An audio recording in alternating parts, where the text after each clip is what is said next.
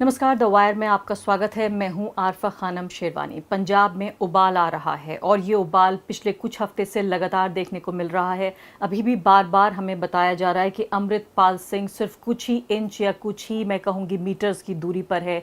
जो पुलिस है उससे गिरफ्तार किया जा चुका है, ये गिरफ्तार करना बाकी है। उसके परिवार वाले ये कह रहे हैं कि शायद पहले से ही पुलिस की गिरफ्त में है। कई नज़दीकी लोगों पर बाकायदा नेशनल सिक्योरिटी एक्ट लगाया जा चुका है, उन्हें पकड़ा जा चुका है पंजाब पुलिस के ज़रिए। पंजाब पुलिस कह रही है कि उसके पास से बहुत ही ख़तरनाक हथियार बरामद हुए हैं और इसके अलावा आईएसआई के समर्थन का ख़तरा है। तमाम चीज़ें हमें सुनने को मिल रही हैं।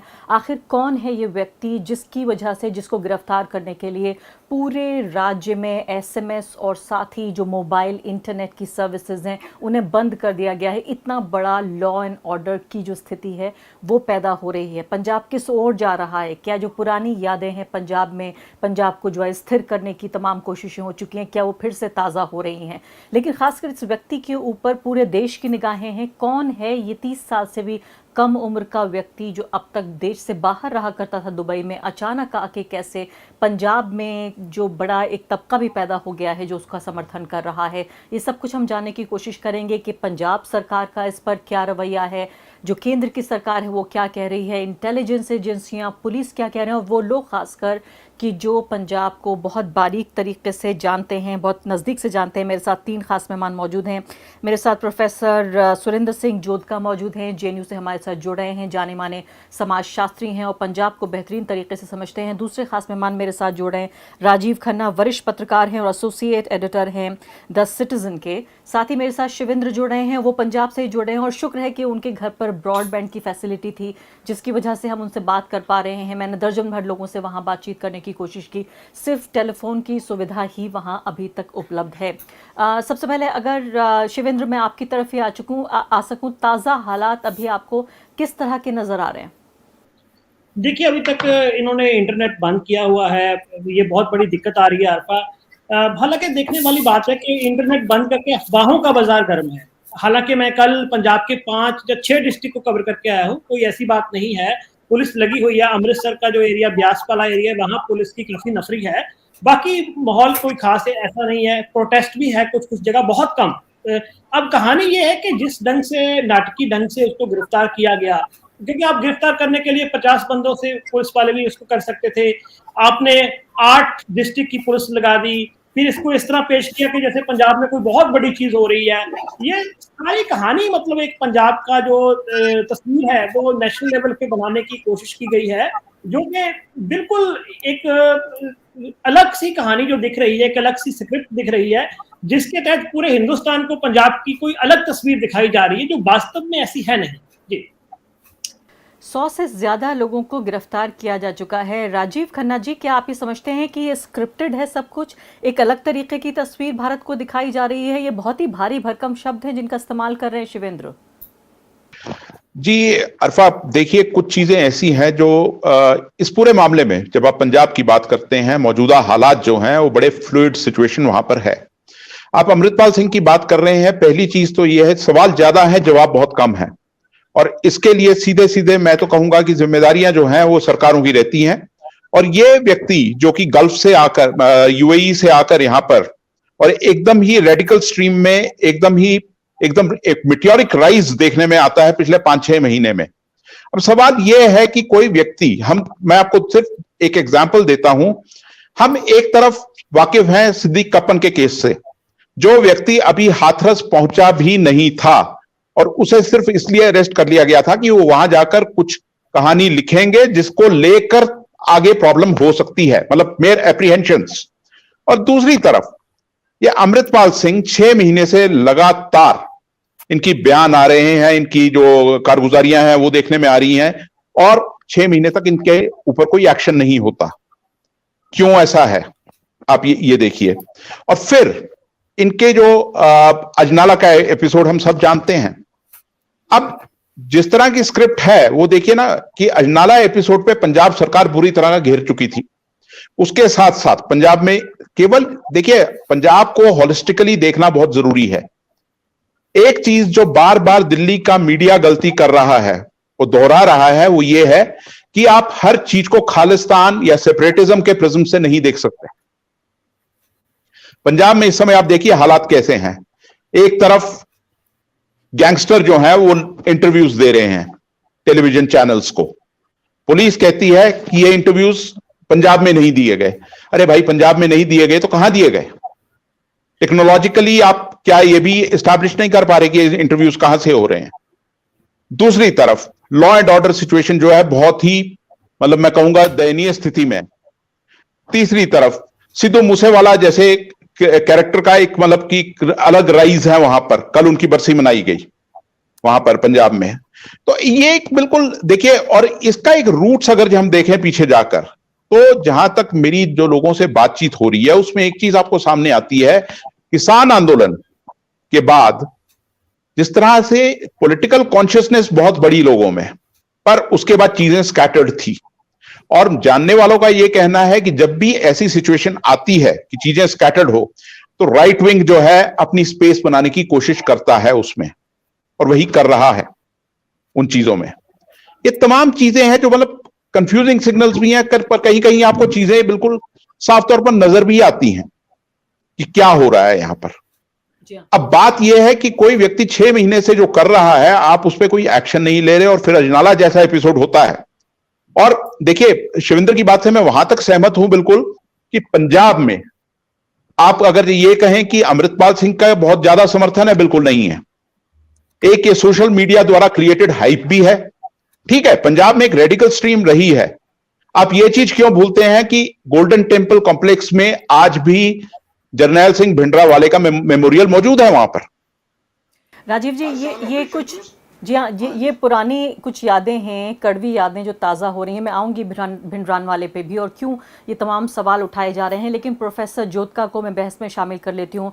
प्रोफेसर जोधका, देखिए, एक पंजाब से देखने का नज़रिया है, दूसरा हिमाचल से राजीव खन्ना जो दशकों तक कवर कर चुके हैं पंजाब को, वो एक बताने की कोशिश कर रहे हैं। आप क्या कह रहे हैं जब ये कहा जा रहा है कि इसका खालिस्तान से कोई लेना देना नहीं है? राजीव जी कह रहे हैं कि दिल्ली मीडिया को देखने का एक अपना प्रिज्म है, एक अपने चश्मे से देखता है वो पंजाब को, चाहे हम पुरानी बातें देखें, आपकी बातें देखें। लेकिन अगर मैं आपको उदाहरण दूं, तो अब से कुछ घंटों पहले ही जब यूके में इंडियन जो हाई कमीशन है उस पर तिरंगा नीचे करके और उस पर खालिस्तानी झंडा ऊपर कर दिया गया, इसी समय में उसे फहराने की कोशिश की गई। तो इसमें फिर खालिस्तान का एंगल क्यों ना आए? देखिए, जो पहले वक्ता ने कहा, I kind of agree with him. Punjab कोई ऐसा छिपी हुई जगह नहीं है। हमने देखा पंजाब में किसानों का आंदोलन शुरू हुआ था 2-3 साल पहले, यहाँ पे लोग थे, तो उसमें भी कुछ अंसर थे जो इस तरह की बात करते थे, लेकिन वो बिल्कुल स्मॉल छोटा सा सेक्शन था। उन्होंने कभी किसी भी तरीके से फोर फ्रंट पे नहीं आए। और पंजाब में ऐसे थोड़े से लोग रहे हैं, लेकिन इतना ज्यादा उनको विजिबिलिटी दिया गया है पिछले कुछ दिनों में। और पंजाब की पॉलिटिक्स में ऐसा कुछ रहा नहीं है पिछले 30 साल से। आपने देखा है पंजाब में कोई खालिस्तान मूवमेंट नाम की कोई चीज है नहीं। अचानक एक आदमी के आने से या वो थोड़ा बहुत मोबिलाइजेशन करने से आप उसको इतना ज्यादा हाईलाइट कर रहा है स्टेट। और उसके अलावा देखिए, पिछले 2 महीने में जो पंजाब में काफी वाइब्रेंट सिविल सोसाइटी है अभी, and they have spoken in one voice. वो 6 सिविल सोसाइटी भी है, जनरल सेकुलर सिविल सोसाइटी जो है, सब लोगों ने सिर्फ एक आवाज में यही बात कही है कि आप इसको या तो आगे ना बढ़ने दीजिए या इसकी बात किसी अलग तरीके से कीजिए। लोगों ने यह भी कहा है कि ये तो एजेंसियों का बनाया हुआ जाल लग रहा है, और कहीं ना कहीं पे लग भी रहा है कि इसमें कोई सिंपल बात नहीं है। खास तरह का नैरेटिव डेवलप करने की कोशिश की जा रही है। पंजाब के इश्यूज हैं, उनको हैंडल किया नहीं जाता, उनके बारे में बात की नहीं जाती, और फिर एक उसको आप एक रिलीजियस पोलराइजेशन करने की कोशिश कर रहे हैं। एक नेशनल लेवल पे जो एक क्रेडिबिलिटी पंजाब की बनी थी फार्मर्स मूवमेंट के बाद, एक अलग किस्म का एक गुडविल बना था कि यहाँ पे सोशल मूवमेंट की बात हो रही है, एक डेमोक्रेटिक पॉलिटिकल प्रोसेस की बात हो रही है, एक तरह का राइट विंग रिजीम के अगेंस्ट कंसोलिडेशन हो रहा है, वो सारा का सारा खत्म करके नैरेटिव में जो है सबसे आगे ये लाके आपने खड़ा कर दिया। और जो पंजाब के रियल इश्यूज हैं, ड्रग्स का इशू है, इस गवर्नमेंट ने ज्यादा कुछ नहीं किया, थोड़ा बहुत कुछ करने की कोशिश की है। करप्शन के इश्यूज भी हैं, पुलिस का जो प्रोफेशनलिज्म उसके इश्यूज हैं, उन पे कुछ नहीं हुआ। आपके जो गैंगस्टर्स हैं उनको आप पैम्पर करते हैं, उनको पुलिस ऑफिसर्स अपने घर लेके जाते हैं, वहां से उनको उनके गर्लफ्रेंड से मिलवाते हैं, उन पे कोई एक्शन नहीं होता। ऐसी बातें पंजाब में हो रही है, इतनी ताज्जुब होता है कि जैसे लोगों को समझते बिल्कुल बुद्धू है। और पंजाब का जो जनरल इलेक्टोरेट है या जनरल लोग रहने वाले हैं वहां पे, वो बहुत इस गेम को समझ रहे हैं। ऐसी बात नहीं कि लोगों को समझ नहीं आ रही।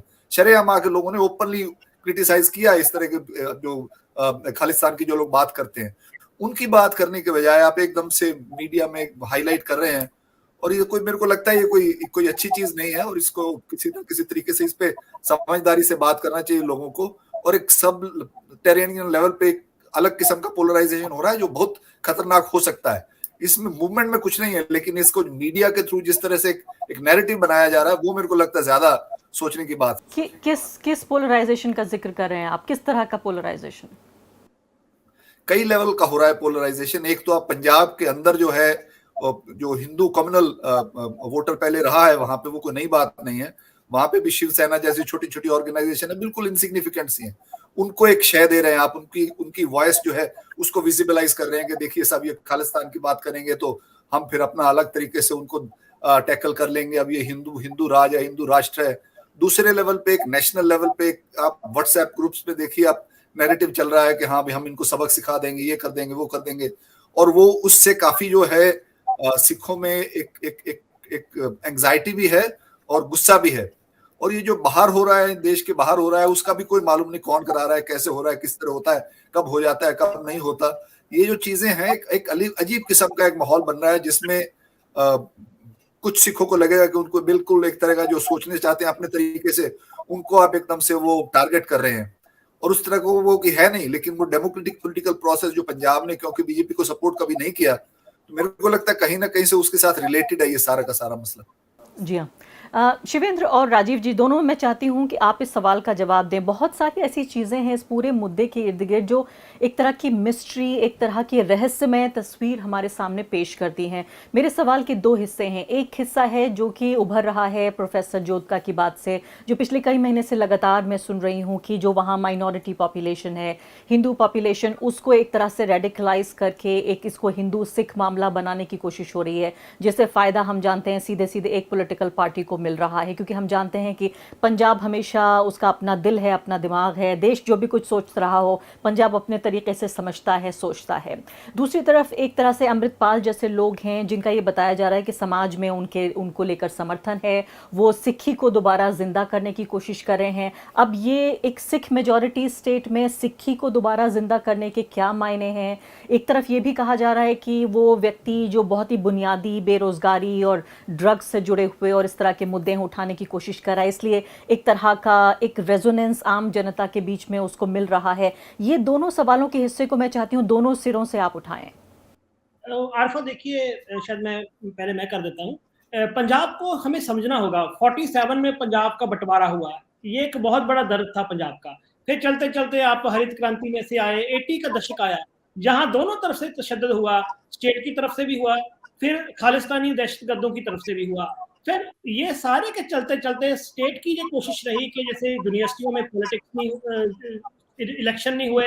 90 के बाद वाला जो यूथ है वो एक अलग तरह का यूथ पैदा हुआ, जिसको ना तो इतिहास का पता है, ना ही सूफी परंपरा का पंजाब की, ना गुरबानी का। वो उसके लिए हर तरह, सिद्धू मूसेवाला भी हीरो है, उसके लिए दीप सिद्धू भी हीरो बन जाता है, इस तरह को बना दिया। फिर ड्रग्स वगैरह आ गई। अब कहानी ये है कि लेकिन पंजाब समय समय पर चिंतन भी करता रहा है, इसकी अलग अलग फोर्सेस। आप देखिए कि जैसे कश्मीर पे धारा 370 लगती है तो आवाज सिर्फ पंजाब से ही उठती है, सीए के खिलाफ पंजाब से ही आवाज उठती है, किसान आंदोलन, आज तो ये कह रहे हैं ना कि पंजाब एक खालिस्तानी बन गया, पर पंजाब ने ही एक डेमोक्रेटिक एक मूवमेंट खड़ी की, किसान आंदोलन की।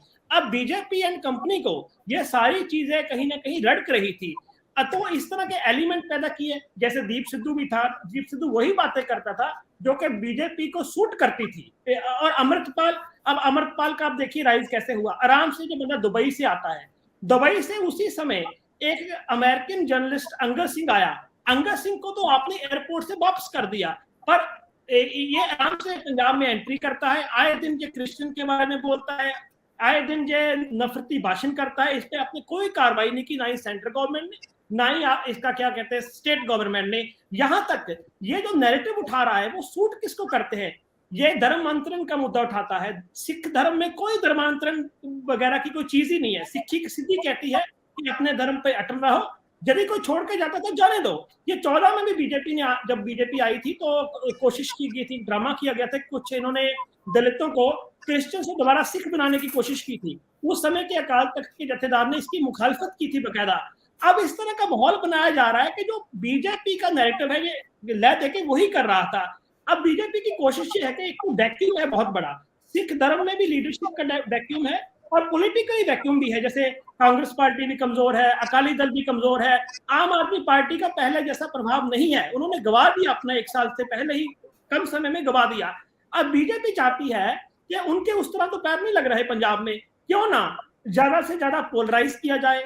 वो पोलराइज हिंदू बनाम सिख हो, वो दलित बनाम जट हो, वो सिखों में कई सारे सेक्शन पैदा कर दिए जाए, वो दिख भी रहे हैं। कोई तो वीर बाल दिवस जब मोदी जी बनाते हैं, कहते, कुछ लोग कह रहे थे, सिख नेता कह रहे हैं कि जी बहुत अच्छा किया, हालांकि उन्होंने सिक्खी की पूरी धारणा को राष्ट्रवाद का मुलम्मा चाड़ दिया, जो कि सिक्खी की कॉन्सेप्ट के या गुरुओं के कॉन्सेप्ट के बिल्कुल उल्ट है। अच्छा, कुछ लोग जो अमृतपाल के पक्ष में आ गए, कुछ लोग क्रिश्चियन के उल्ट बोलने लगे, यहाँ तक कि अमृतसर में अमृतपाल के आने से 1-2 महीने पहले मुसलमानों पे भी अटैक होता है। जब कश्मीर की लड़की का मसला आता है तो इसी तरह के राइट विंग उनकी विरोध करते हैं। कभी भी सिख धर्म का हिस्सा नहीं रहा ऐसी विरासत। ये एक तरह का बीजेपी का एजेंडा है जो इस तरह के लोग कर रहे हैं। अब सवाल ये है कि आपने इतने महीने तो कुछ नहीं किया, अमृतपाल को आराम से करने दिया, अब आप एकदम जब एक्शन किया इसको इतना बड़ा हुआ बनाकर पेश कर रहा। एक अहम बात, जैसे 80 के दशक में हमने देखा कि मीडिया में खबरें प्लांट होती थी दिल्ली से, अब भी ये काम शुरू हो गया कि देखो जी अमृतपाल को जॉर्जिया में ट्रेनिंग मिली है। आज क्या हिंदुस्तान टाइम्स की सबसे नालायक स्टोरी है, वीक स्टोरी है। अच्छा, अब सवाल है कि भाई आपके पास क्या प्रूफ है कि जॉर्जिया में वो सिखलाई लेके आया है? फिर आप कह रहे हैं कि उसका ISI से लिंक था, हालांकि अभी तक यही बात थी कि जो वो काम कर रहा है वो कहीं ना कहीं बीजेपी का एजेंडा सेट कर रहा है। ये नई नई कहानी बन रही है, ये कहानी दिल्ली से बनती हुई प्लांट होकर आ रही है। ये सब कुछ अभी शुरू हुआ 3 दिनों में। जी हाँ, राजीव जी, अगर जो कह रहे हैं शिवेंद्र, अगर इसकी ज़रा सी मतलब मैं कहती हूँ कि थोड़ा सा भी इस बात पे, इनके एनालिसिस पे गौर किया जाए तो ये कह रहे हैं सीधे तौर पे कि एक संकीर्ण राजनीतिक लाभ के लिए एक तरह से राष्ट्रीय सुरक्षा से क्या खिलवाड़ कर रही है बीजेपी? क्या ये कहा जाए इतनी बड़ी पॉलिटिकल पार्टी इतना गैर जिम्मेदाराना काम कर सकती है? हालांकि पंजाब पुलिस तो यहाँ सीधे तौर पे कह रही है स्पष्ट शब्दों में कि ISI से लेकर उसकी का लिखा है कि उसके पास से जो हथियार बरामद हुए हैं उस पर AKF लिखा हुआ है। तो ये भी क्या एक मीडिया नैरेटिव का एक हिस्सा है? देखिए अरफा, 2-3 चीजें समझने की बहुत जरूरत है। पहली चीज, पंजाब की अहमियत आप यहां समझिए कि ये एक सेंसिटिव बॉर्डर स्टेट है जहां पर एक नेशनल माइनॉरिटी मेजॉरिटी में है, तो माइनॉरिटी कंसर्न्स हमेशा हाई रहे हैं। दूसरी चीज, पंजाब ने हमेशा ही जो हमारे फेडरलिज्म का कंसेप्ट है उसको बिल्कुल कायम रखा है। पंजाब ने बहुत लंबी लड़ाई लड़ी है फेडरल इश्यूज को लेकर, हमेशा, चाहे कोई भी सरकार वहां पर रही हो। तीसरी चीज, जैसा कि मैंने पहले कहा कि फार्मर्स मूवमेंट के बाद एक तरह से बहुत बड़ा चैलेंज, जो प्रोफेसर साहब भी कह रहे हैं कि एक बहुत बड़ा चैलेंज था, एक डेमोक्रेटिक मूवमेंट खड़ी हो गई थी जो तमाम इश्यूज को उठा रही थी। आप देखिए, फार्मर्स मूवमेंट जो थी वो केवल और केवल फार्मर्स का इशू नहीं उठा रही थी, उसके साथ साथ उन्होंने जिस तरीके से इंटेलेक्चुअल्स को टारगेट किया गया है पूरे देश में, वो मुद्दा भी उठाया। उन्होंने तमाम जो इलीगल तरीके से टारगेट किया गया अलग अलग तबकों को, इंस्टीट्यूशंस को जिस तरह कैप्चर किया गया है पिछले कुछ सालों में, उसको भी उठाया, वो भी एक इशू था। तो आप मतलब शिवेंद्र की बात आप देखिए ना कि आपने अभी तक एक्शन 5-6 महीने क्यों नहीं लिया, वो नैरेटिव क्यों बनने दिया? और अगर ये मैथमेटिकली भी अगर आप देखते हैं तो आप एक कम्युनल पोलराइजेशन अगर आप देखते हैं कि हिंदूज वर्सेस सिख्स होता है, तो आप ये भी तो एज्यूम करते हैं कि सब सिख एक तरफ नहीं है और रेडिकल स्ट्रीम बहुत ही छोटी है। और अभी तक तो मतलब जमीन पे तो कहीं खालिस्तान जैसी चीज दिखती ही नहीं है। ये from time to time political forces, अभी नहीं, आप अगर पंजाब के पिछले चुनाव से पहले भी जाएं, 2017 से पहले भी, तो कभी अकाली दल उठा रहा था, तो कभी कांग्रेस उठा रही थी, तो कभी आम आदमी पार्टी उठा रही थी allegations, counter allegations, Khalistan, ISI। मतलब पंजाब के लोगों से पूछिए तो ये एक बड़ा एक कॉमन सा नैरेटिव इनको सुनने में मिलता है। पर बात यह है कि आप क्यों, एक देखिए, लोग जो हैं, आम जनता जो है पंजाब की, जिसमें कि आप सिविल सोसाइटी भी ले लीजिए, इंटेलेक्चुअल्स भी ले लीजिए, और कुल मिलाकर आम पंजाबी की आप बात कीजिए तो आम पंजाबी सिर्फ चाहता है इस समय शांति, और वो कभी उस दौर में नहीं लौटना चाहेगा जो पंजाब ने 80 और 90 के दशक में देखा। ये पहली चीज ये है। दूसरी चीज, मेरी एक बड़ी इंटरेस्टिंग बात कुछ दिनों पहले कुछ लोगों से हुई जो प्लेयर्स थे उस इरा के, 80s के और 90s के। अब देखिए, उनका एक ये कहना था कि उस दौर की जब वो बात करते हैं कि मिलिटेंट्स कहते हैं कि 30,000 आदमी सरकार ने एनकाउंटर्स में और वैसे मार दिए, सरकार कहती है मिलिटेंट्स ने 30,000 आदमी मार दिया, पर वो जो 60,000 आदमी मरे वो पंजाबी थे, इसी देश के सिटीजन्स थे। सबसे पहली अहम चीज वो है। दूसरी चीज उनका जो कहना था, जो कि एक समय में मैं कह रहा हूं कि वहां के प्लेयर्स थे, उनका कहना था कि तमाम डेमोक्रेसीज में जब आप देखते हैं दुनिया भर में, तो एक टेंडेंसी है कि जब भी कोई मूवमेंट चलती है और उसके बाद कहा जाता है कि आप हथियार रखिए और टेबल पर आइए। तो उनका कहना है कि यह था कि देखिए हमने भी हथियार छोड़े बेन सिंह के असैसिनेशन के बाद, पर क्या कभी टेबल पर हमें बुलाया गया? एक सवाल। दूसरी चीज, जो मुद्दे पंजाब के 1978 से पहले थे, जिसमें कि आनंदपुर साहिब रेजोल्यूशन एक बहुत मेजर चीज है, जो आपकी फेडरल इश्यूज की हम बात करते हैं, क्या कभी सरकारों ने, एक मौजूदा सरकार की बात की, इससे पहले की सरकारों की भी बात कर रहा हूं मैं, क्या कभी सरकारों ने एक कोशिश की कि उनमें से एक दो मुद्दे ही सुलझा देते? वो वहीं के वहीं खड़े हैं। तो ये जब चीजें अनरिजॉल्व्ड हैं और आप अपने पॉलिटिकल कन्वीनियंस के हिसाब से चीजों को हवा देंगे, तो सिचुएशन अच्छी नहीं उभरेगी। और वही चीज को लेकर सबकी चिंता है इस समय। जी बिल्कुल। प्रोफेसर जोत का ये बताइए, पहली बात तो मैं आपसे ये पूछना चाहती हूँ कि दो और कैरेक्टर्स जो हमारे बीच अभी नहीं है, चाहे वो सिद्धू मूसेवाला का जिक्र हो या दीप सिद्धू का जिक्र हो, ये भी बड़े सस्पिशियस एक किस तरह के रहस्यमय कैरेक्टर्स रहे, जो ये माना गया कि पंजाब की जनता से इनका बहुत सीधा रिश्ता था, जिसको बाहरी लोग पंजाब के बाहर नहीं समझ पा रहे थे। एक तो मैं आपसे ये जानना चाहती हूँ, क्योंकि सीधे तौर पर अमृतपाल जो है वो ये कह रहे हैं कि उन्होंने वारिस पंजाब दे जो है वो दीप सिद्धू से सीधे इनहेरिट किया है, उनकी विरासत है जो उसको संभाल रहे हैं। एक तो मैं आपसे ये जानना चाहती हूँ। दूसरी बात, एक ऐसा सवाल, बहुत ही असुविधाजनक सवाल है जो पूछा जाना ज़रूरी है कि जब हम खालिस्तान का जिक्र करते हैं तो उसको एक पंजाब पे बदनामी के दाग के तौर पे देखा जाता है। मैं आपसे एक समाजशास्त्री के तौर पे जानना चाहती हूँ कि क्या पंजाब में, जिस बात का जिक्र कर रहे हैं राजीव खन्ना, कि अभी भी बहुत सारे अनसुलझे सवाल हैं, मिलिटेंसी ख़त्म हो गई लेकिन सवाल ख़त्म नहीं हुए हैं, क्या आपको लगता है कि एक तबका अभी भी ऐसा हो सकता है जो मुखर होकर ना बोलता हो लेकिन खालिस्तान के फेवर में हो कि उन्हें अलग देश दिया जाए?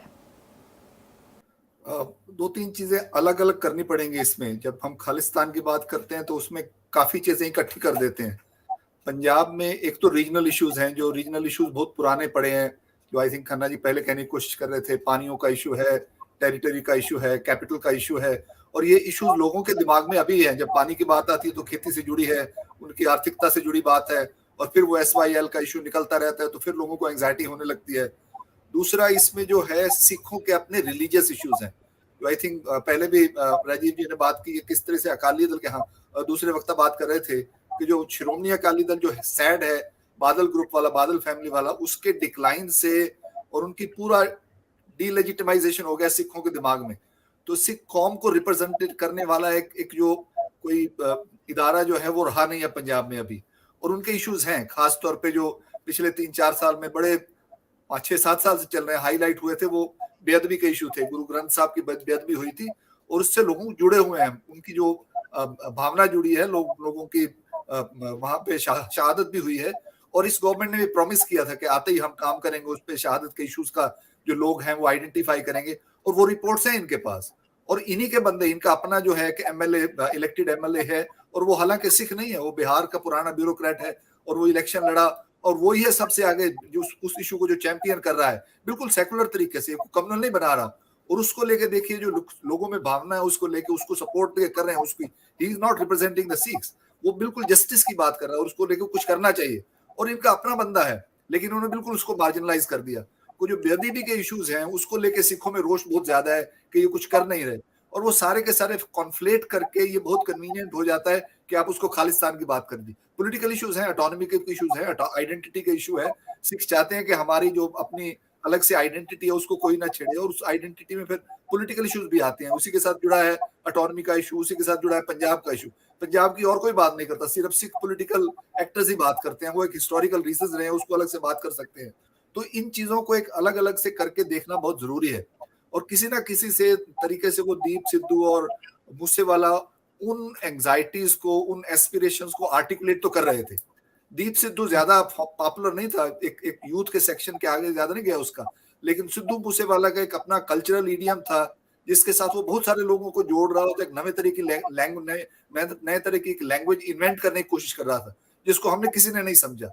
बाद में लोगों ने सोचना शुरू किया, उसके जब म्यूजिक को देखा तो वो करप्शन की भी बात करता है, वो सिख कम्युनिटी के अपने इंटरनल क्राइसिस हैं उसकी भी बात करता है, और उससे वो लोग कनेक्ट कर रहे थे। लोग भिंडरावाले की भी फोटो रखते थे, इसलिए नहीं रखते थे कि वो खालिस्तान के सपोर्टर हैं, उनको लगता था कि हाँ ये लोग हैं जिन्होंने हमारे लिए एकदम सामने आके लड़ाई की और हमारी जो डिग्निटी के लिए उन्होंने अपनी शहादत दी, उस चीज की वैल्यू करते हैं। सिखों में एक कल्चर है, पूरे पंजाब में कल्चर है, ये कोई सिखों का अलग से। बेअदबी के इश्यूज को भी देखिए आप, 90% जो पंजाब का हिंदू पंजाबी है वो भी उसको सपोर्ट करेगा। गोल्डन टेम्पल में सभी जाते हैं, ये कोई सिखों का गुरुद्वारा नहीं है, आप कभी भी चले जाइए, आपको इवन बंगला साहब गुरुद्वारे में चले जाइए, सिखों में उस तरह का सेक्टेरियनिज्म है ही नहीं। सिख गुरुद्वारे हमेशा ओपन रहते हैं, पंजाब का कोई भी रहने वाला होगा वो आपका दरबार साहब जाएगा ही जाएगा। पंजाबी हिंदू भी मोरलेस उतनी श्रद्धा से जाते हैं जितनी श्रद्धा से सिख जाते हैं। तो पंजाब उस तरह से वो रिलीजियस आइडेंटिटी से डिवाइडेड रीजन है नहीं, ना ही हिस्टोरिकली रहा है, लेकिन उसको पार्टीशन ने भी डिवाइड किया, फिर उसके बाद खालिस्तान मूवमेंट भी आ गया, और अब फिर मेरे को लगता है उसी ट्रैप में उसको पुश करने की कोशिश की जा रही है। इंटरनली पंजाब के लोग जो हैं वो मेरे को लगता है इसके बारे में बिल्कुल अवेयर हैं। I think they will come out of it. ऐसा कुछ ट्रैप होने वाले हैं नहीं, क्योंकि पंजाब में इंटरनल जो सिविल सोसाइटी है वो बहुत बहुत एक्टिव है, और रिलीजियस ऑर्गेनाइजेशन भी जो है वो भी काफी एक्टिव है और समझ रही है इसको। तो शुरू से कह रहे हैं, बहुत सारे लोग कह रहे हैं इस बात को कि ये कुछ और गेम है, ये कुछ और गेम है, ये कुछ और गेम है, लेकिन कुछ थोड़े बहुत हैं, लेकिन मीडिया उसको इतना इन्फ्लेट करता है, और इस करके वो एक छोटे से बंदे को आपने हीरो बना दिया, इतना बड़ा फिगर बना दिया, फिर उसके साथ आप डील नहीं कर पा रहे। डील करना है तो उसको भी फिर इतने सेंसेशनल तरीके से डील कर रहे हैं कि बाकी सब भूल जाएं, बाकी सब इश्यूज ना रहें, लेकिन यही इशू सेंट्रल हो जाएगा। आपको बेअदबी के इशू से बात नहीं करना, आपको ऑटोनॉमी के इशू पे बात नहीं करना। जो रियल इशू है जिसमें नई गवर्नमेंट जो भगवंत मान की गवर्नमेंट है, वो अनफॉर्चुनेटली उसने लोगों को जितने उनसे उम्मीद थी वो नहीं किया उसने, तो इसलिए सबको वो कन्वीनियंट लगता है। उसे वो सरकार भी दिल्ली से चल रही है, लोगों को इस बात का बहुत गुस्सा है। जिस तरह राज्यसभा के मेंबर भेजे गए वो पंजाब को रिप्रेजेंट नहीं करते थे, इसलिए लोगों ने सिमरनजीत सिंह मान को वोट डाले थे, इसलिए नहीं डाले थे कि वो खालिस्तानी है। उसका आज अगर इलेक्शन लड़े किसी के से अगेंस्ट तो उसको वोट नहीं मिलेंगे। बहुत ही पेचीदा ये मामला है, और जो समझ में आ रही है बात कि ये लॉन्ग पेंडिंग आउटस्टैंडिंग जो इश्यूज हैं, ऐसे पेचीदा मुद्दे जिसे मुख्य धारा की राजनीति ने पंजाब में नहीं उठाया, ये कल्चरल जो आइकन्स उभर कर आ रहे हैं, ये उन दबे हुए मुद्दों को एक तरह से उभार रहे हैं, सांस्कृतिक रूप से ही सही, चाहे वो राजनीतिक नेता ना बन के। आखिरी सवाल आप दोनों से मैं जानना चाहती हूँ, शिवेंद्र ये बताइए, अमृतपाल की गिरफ्तारी होती है या नहीं, इसको देखते हुए मद्देनजर पंजाब अब आगे कैसे बढ़ेगा, आने वाले हफ्तों में क्या देखने को मिलेगा? देखो, मुझे नहीं लगता कि एक अमृतपाल का इशू पंजाब में कोई बहुत बड़ी खलबली मचा देगा। हालांकि एक डिजाइन किया जा रहा है, पंजाब में पहले भी, इससे पहले बड़े संकटों से निकला है, 47 से निकला, 47 में 10 लाख पंजाबी मारे गए दोनों तरफ से। लेकिन पंजाब एक ऐसा स्टेट है जो अभी भी आवाज उठाता है कि हमें पाकिस्तान से दोस्ती चाहिए, दुश्मनी नहीं चाहिए। पूरे हिंदुस्तान से ये अलग आवाज है कि कहीं ये दिक्कत आई लड़ाई की तो नुकसान पंजाबियों का होगा, पंजाबी चाहे इधर है चाहे उधर है। आरफा आप भी 2 दफा पंजाब में आई है, अपने लिए आवाज महसूस की होगी। अच्छा, इसी तरह अब मुझे लगता है कि अमृतपाल के बारे में ड्रामा ज्यादा हो रहा है। पहली बात तो ये भाई 3 दिन हो गए, 8 डिस्ट्रिक्ट की आपने पुलिस लगा ली, अभी तक आपकी पुलिस उसको गिरफ्तार क्यों नहीं कर सकी, जो इतना बड़ा ड्रामा करने की जरूरत नहीं थी। कहीं आप उसको हीरो तो नहीं बना रहे, क्योंकि पंजाबी चैनल देखिए वो बार बार उसकी इंटरव्यू दिखा रहे हैं, कहीं आप उसको दोबारा बिल्ड तो नहीं करने लगे, क्योंकि अमृतपाल का पंजाब में कोई आधार नहीं था। ये जो तरन तारण वाली घटना थी, अजनाला वाली घटना थी, उससे तो उसका कद और भी छोटा हो गया था। बहुत सारे सिख लोगों ने भी उसका विरोध किया कि इसने जिस ढंग से गुरु ग्रंथ साहब को मोहरा बनाया वो गलत बात थी। तो थोड़े दिन पहले दीप सिद्धू की प्रेमिका ने भी यही सवाल उठाए थे कि दीप सिद्धू ने तो इसका नंबर ही ब्लॉक किया हुआ था। दीप सिद्धू की जो वारिस पंजाब में जत्थेबंदी ऑर्गेनाइजेशन है उसमें जो धक्के से कब्जा किया हुआ है इसने, यहाँ तक कि दीप सिद्धू की वारिस पंजाब दे ऑर्गेनाइजेशन का एक सेक्शन इससे बिल्कुल अलग है। यहाँ तक कि इसकी खुद की ट्रोल आर्मी है, वो गाली निकालने का काम करती है दूसरे ग्रुप को। तो इसका बहुत कुछ सामने आ गया था। आपने इसको गिरफ्तार करके दोबारा कहीं ना कहीं इसको यूथ में एक भावुक तौर पे इसको स्पोर्ट उभारने का काम नहीं कर रहे हैं। जी हाँ, राजीव जी अब बताइए, आने वाले दिनों में क्या देखने को मिलेगा? पंजाब का ये उबाल शांत होगा क्या? जिस तरह से अलग अलग जो एक्टर्स नजर आ रहे हैं, शिवेंद्र की भाषा में कहें तो ये पूरी जो स्क्रिप्ट है, ये एक्टर्स अब क्या करेंगे आगे?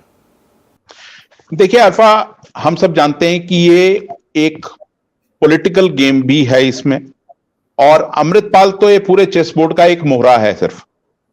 गिरफ्तारी अपने आप में कोई बड़ी चीज नहीं है। वो अगर ये गिरफ्तार होता है, उसके बाद बेल मिलती है, रिलीज होता है, बाहर आके क्या नैरेटिव बनाने की कोशिश करता है, लोग उसे कैसे लेते हैं। हाँ, पंजाब की जनता, मैं ये कहूंगा कि अब तक बहुत मैच्योरिटी के साथ, बहुत मैच्योरिटी का उस जनता ने अभी तक एग्जाम्पल दिया है। पर ये पॉलिटिकल फोर्सेस आगे किस तरीके से इसको बनाती हैं, आगे इन नैरेटिव्स को, हम सब जान रहे हैं कि अगले साल चुनाव भी हैं और इसका इंपैक्ट सिर्फ पंजाब में नहीं रहेगा अरफा। देखिए, इस खालिस्तान का नैरेटिव स्पिन करके, जिस तरह शिवेंद्र ने बताया, जिस तरह की स्टोरीज प्लांट हो रही हैं दिल्ली से और जिस तरीके से इसको बिल्ड किया जा रहा है, आप याद कीजिए किसान आंदोलन में, वापस जा रहा हूं, किसानों को ब्रांड किया गया था खालिस्तानी। आज एक टूल बनके भी ये चीज पॉलिटिकल टूल की तरह भी यूज होगी। जब कोई पार्टी ये कहेगी कि हम तो कहते थे पहले से कि पंजाब के किसान खालिस्तानी हैं, हम तो कहते थे कि आम आदमी पार्टी की सरकार जो वहां पर है वो प्रो हार्डलाइनर है, तो आपके पास दूसरों को डिस्क्रेडिट करने का भी एक टूल हाथ में है। उसको आप बाकी प्रदेशों में भी आप इसका हल्ला मचाएंगे। आप ये नहीं समझेंगे कि लोगों में, खासतौर पे एक माइनॉरिटी तबका सिखों का जो बाहर है पंजाब से, वो कितने एंग्शियस है। कोई इसको सपोर्ट नहीं कर रहा, ना पंजाब में ना बाहर।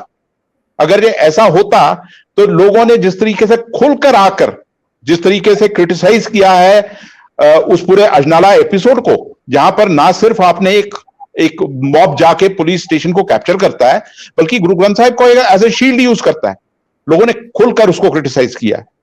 तो ये एक पॉलिटिकल गेम है। देखिए, अब ये चेस की गेम है, उसमें अवेयर रहने की जरूरत है लोगों को भी, और लोग अवेयर हैं।